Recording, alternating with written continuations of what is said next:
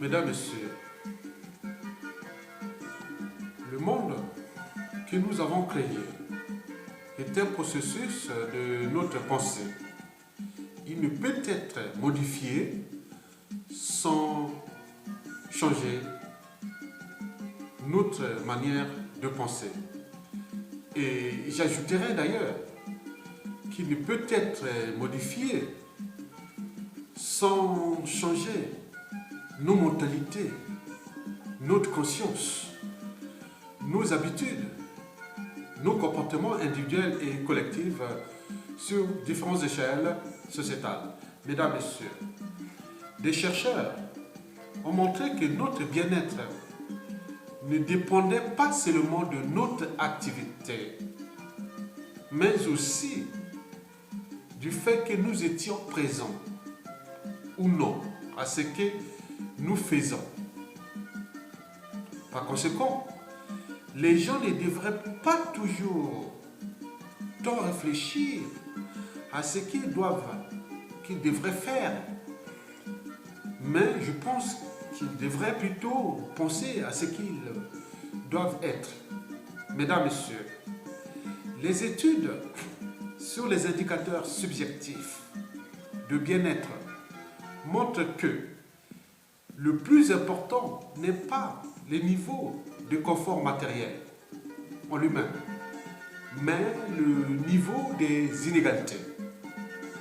Plus les inégalités sont fortes, plus le sentiment de mal-être sera fort.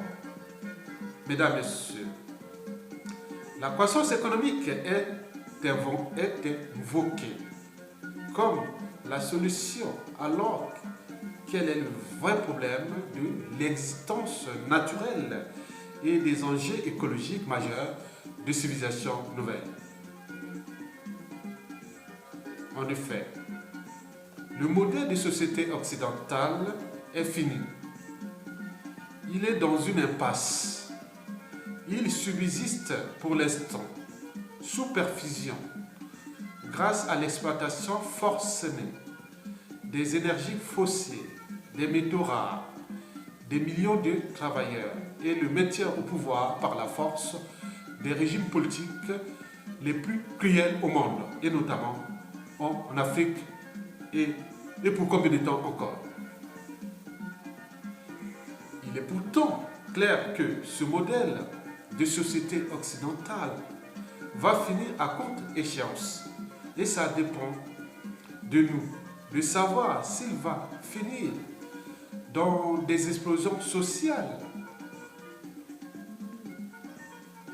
et le chaos écologique ou de façon plus noble et raisonnable ou soutenable au profit des générations actuelles et futures. Cependant, pas de mobilisation profonde du citoyen, sans un rêve commun, des lendemains à construire et des futurs à édifier. Mesdames, Messieurs, l'indice communément utilisé pour évaluer la performance ou la compétitivité ou la bonne santé économique d'un pays est le PIB, produit intérieur brut. Et la plupart des politiques économiques ont pour objectif la croissance de ce PIB. Celui-ci est calqué sur 3 indicateurs macroéconomiques, à savoir la balance commerciale. 1. La balance commerciale, c'est-à-dire import-export. Elle peut être positive si le pays exporte plus. Elle est négative quand le pays exporte moins. Donc elle ne crée pas de richesse. Mais on voit qu'en France, par exemple, depuis une quinzaine d'années, je peux vous rappeler qu'en France, depuis une quinzaine d'années, il est presque nul ou négatif. Voilà. Bon. Donc, est-ce que la condition humaine en France est-elle désastreuse? L'accès à l'eau, à l'énergie, au transport, à l'éducation et autres, c'est désastreux. Si on se base que sur la balance commerciale, l'un des indicateurs de macroéconomique, la balance commerciale. Bon, bien sûr qu'il faut créer les richesses. Bon, est-ce que la condition humaine en France est désastreuse à cause de cette balance commerciale qui est presque maintenant aujourd'hui nulle ou négative depuis une quinzaine d'années. Bon. Le deuxième indicateur macroéconomique, c'est le taux d'investissement des crédits bancaires alloués aux entreprises et à l'investissement public. Bon, on comprend que, bon, par exemple, si en Occident, en France par exemple, 20% de ce qui représente l'emploi national, c'est les médecines nationales, et 80% c'est produit par les TPE et PME, alors qu'ils ont difficilement accès au crédit pour créer les richesses. Donc on a une inégalité d'accès aux moyens de créer les richesses. Je vous rappelle que les études sur les indicateurs subjectifs de bien-être montrent que le plus important n'est pas le niveau de confort matériel en lui-même, mais le niveau des inégalités. Plus les inégalités sont fortes, plus le sentiment de mal-être est fort. Mesdames, Messieurs, le troisième indicateur, c'est le taux de consommation intérieure. On calcule tout le pouvoir d'achat, les niveaux de pension, salaire, les minima sociaux, l'emploi. Bon. En France, bon, les gens touchent les allocations familiales, ils ont des minima sociaux, ils ont un salaire parfois de merde. Bon, d'autres ont de bons salaires. Est-ce que, bon, pourquoi les gens sont toujours inquiets de l'avenir? Voilà, ça pose problème. Donc, mais alors, comment déjouer tout cela? Mesdames, Messieurs, comment déjouer tout ça? L'inquiétude pour l'avenir, l'inquiétude pour le présent. Mesdames, Messieurs, pourtant, le bouton, un petit État asiatique coincé entre l'Inde et la Chine, a mis au point une batterie d'indicateurs et un nouvel indice pour mesurer son niveau de vie. Le BNB, ou Bonheur National Brut. L'originalité de cet indice, la prise en compte des facteurs non économiques déterminant le niveau de satisfaction de la population. Cet indice de Bonheur National Brut sert d'objectif pour mesurer le progrès que fait le bouton au-delà du PIB. Cela inclut évidemment des aspects économiques, mais le gouvernement bhoutanais ne juge pas la performance de son économie et son pays à l'aune du PIB, mais à l'aune de ce BNB, qui permet de voir s'il progresse ou non. La façon dont il utilise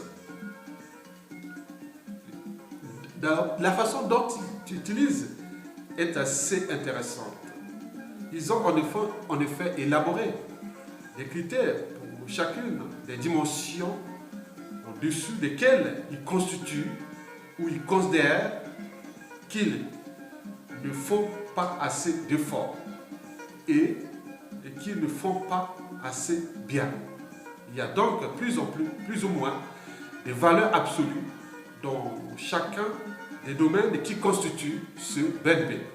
Alors, quand ils prennent des décisions politiques, ils décident de mettre l'accent sur ces domaines pour améliorer justement ceux dans lesquels ils estiment, à la lumière des indicateurs qu'ils ont collectés, qu'ils ne font pas assez bien.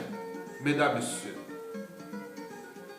face à des contraintes ou à des pressions socio-économiques, entreprise, productivité, profit, emploi, pouvoir d'achat, consommation, surconsommation, bien-être, déclassement et décochage social, etc., qui changent sans cesse.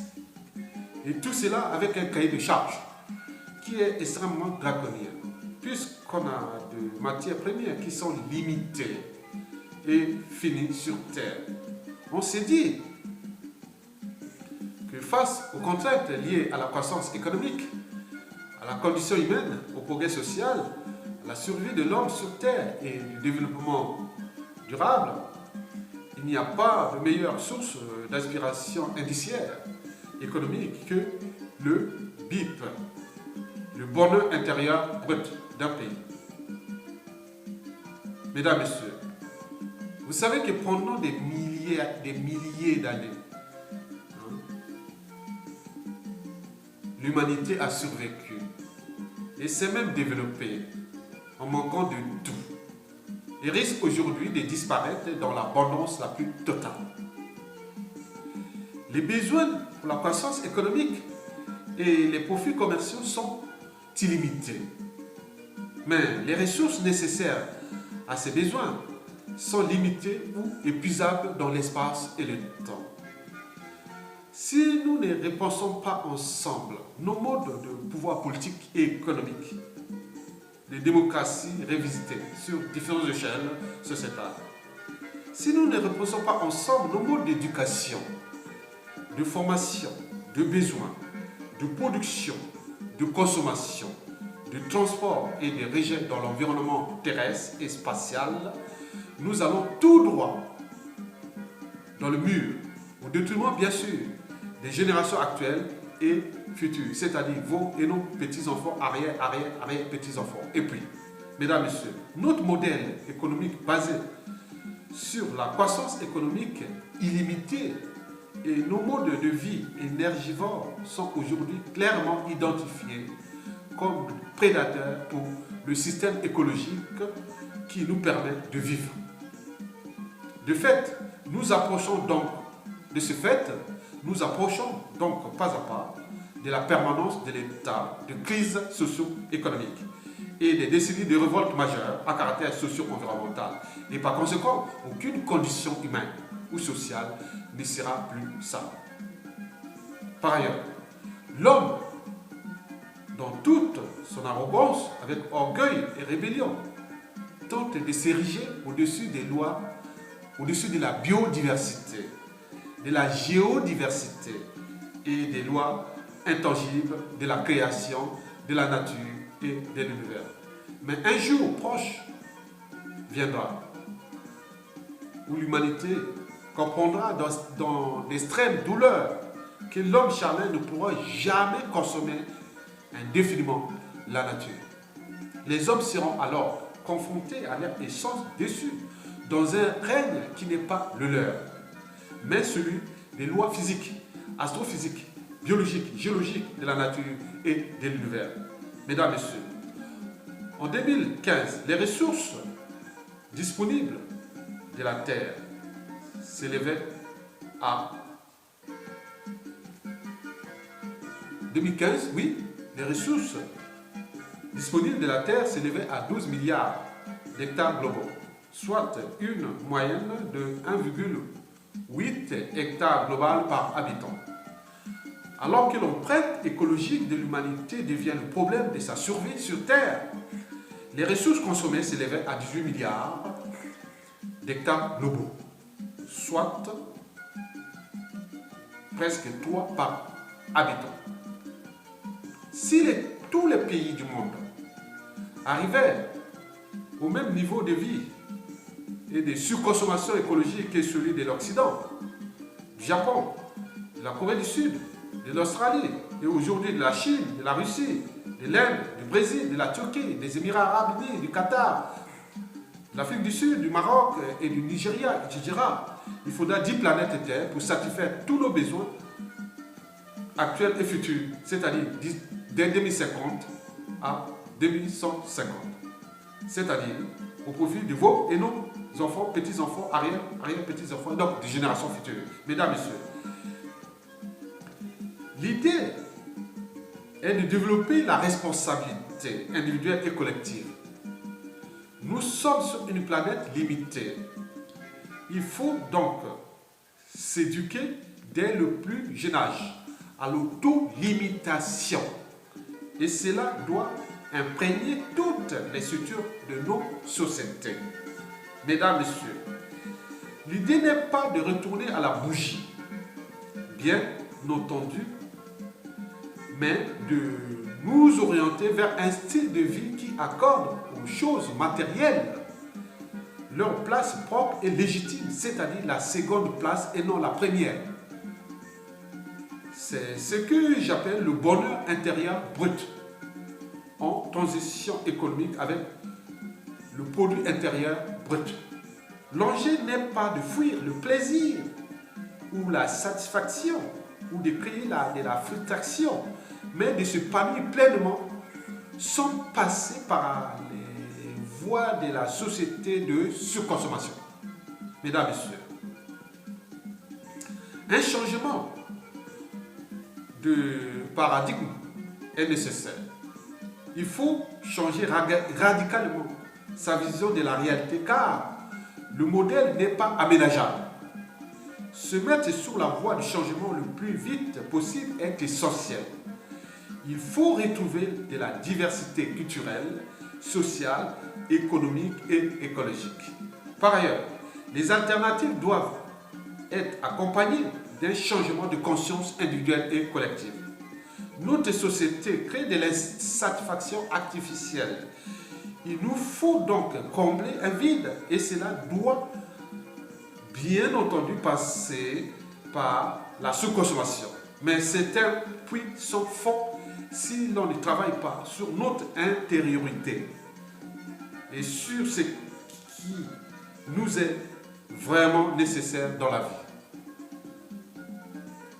L'enjeu est de revenir à une société beaucoup plus simple, à un autre type de confort matériel, sans remettre en question les avancées de la société actuelle. Voilà. Oui. Et pour favoriser cela, l'éducation qui joue un rôle crucial doit revoir en profondeur ses méthodes d'enseignement. Ces concepts et mouvements sont une invitation à aller plus loin dans les questionnements et à ouvrir des possibles pour sortir de la croissance économique et avancer individuellement et collectivement vers le modèle de décroissance économique conviviale ou de la sobriété heureuse ou conviviale. Mesdames et messieurs, de nombreuses personnes ne se définissent pas comme décroissantes, mais partagent un certain nombre de valeurs et tentent dans leur quotidien d'avoir un autre rapport à la consommation, au travail,